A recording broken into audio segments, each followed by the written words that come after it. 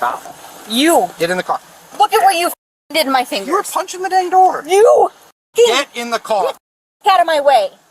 Really? This Get in the car now. bullshit. What charges he will face, United States. Depending on the state, wording may vary, but the substance remains the same.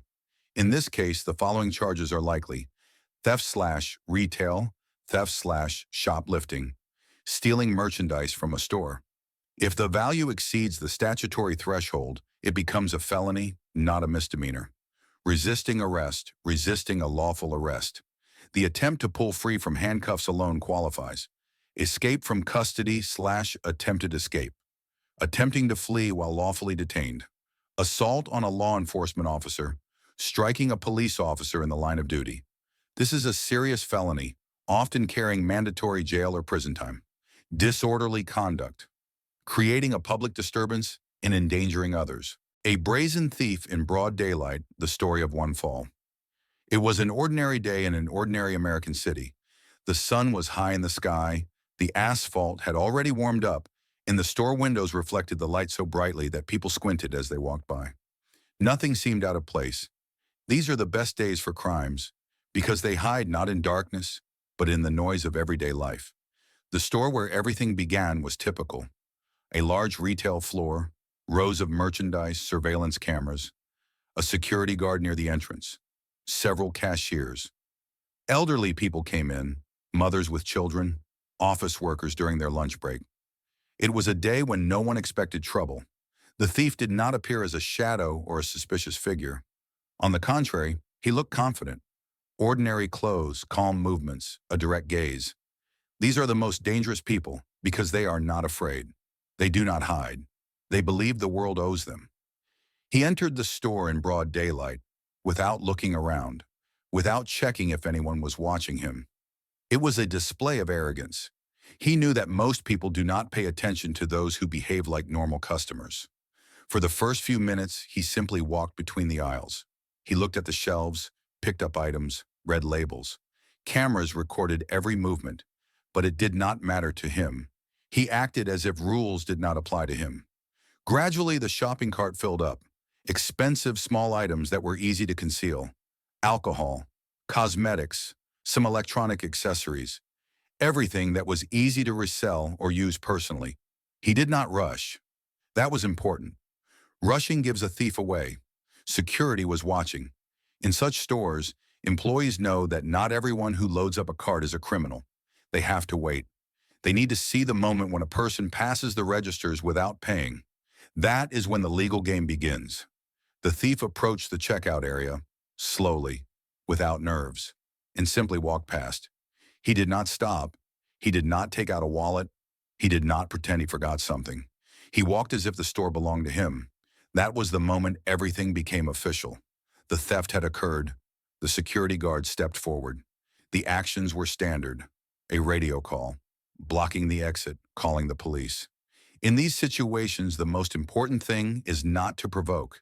But this thief was not ordinary. He did not stop. He did not try to run. He began to act aggressively. His face changed. The calm disappeared, but fear never appeared.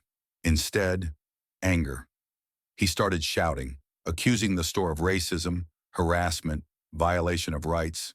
An old tactic. Turn yourself into the victim. Throw people off balance. Create chaos. The police arrived quickly. Daytime, city center, a call from a store. Such cases are always a priority. The officers acted according to protocol. They did not know who they were dealing with. Only that there was a suspected theft and aggressive behavior. The thief was told to put his hands behind his back. He pretended to comply. It was another performance. The handcuffs clicked. At that moment, many people calmed down, but not him. A few seconds later, the situation spiraled out of control. The thief suddenly tensed his arms, twisted his wrists, and using slack and experience, began freeing one hand from the cuffs. This was not accidental. It meant one thing. He had done this before. One of the officers did not react in time. Everything happened fast. The thief freed his hand, turned, and struck. It was not just a shove, it was an euder. An assault on an officer in the line of duty. Panic broke out in the store. People screamed. Someone pulled out a phone. Cameras captured everything. That is why the file later received a title that spread across the internet. The thief attempted to flee, but now the situation had completely changed. The police acted decisively, without emotion, without hesitation. The use of force became lawful and necessary. He was taken to the ground. The handcuffs were secured again, this time properly and without any chance of escape. And then the next phase began, playing the victim. He started shouting that he was being beaten, that he had done nothing wrong, that the police were abusing their power. He claimed he was provoked and that he was only defending himself. But the facts were against him. Store surveillance footage, police body camera recordings, witnesses, physical contact, an injured officer. All of it formed one clear picture. He was escorted out of the store in broad daylight, under the eyes of dozens of people, without triumph, without excuses, only handcuffs and shouting. It was the point of no return. At the station, he continued playing the victim, demanded a lawyer, claimed his rights were violated, threatened lawsuits. But the system in the United States does not operate on emotions. It operates on statutes. What charges he will face, United States. Depending on the state, wording may vary, but the substance remains the same. In this case, the following charges are likely: theft/retail, theft/shoplifting, stealing merchandise from a store. If the value exceeds the statutory threshold, it becomes a felony, not a misdemeanor. Resisting arrest, resisting a lawful arrest. The attempt to pull free from handcuffs alone qualifies. Escape from custody/attempted escape. Attempting to flee while lawfully detained. Assault on a law enforcement officer. Striking a police officer in the line of duty. This is a serious felony, often carrying mandatory jail or prison time. Disorderly conduct. Creating a public disturbance and endangering others.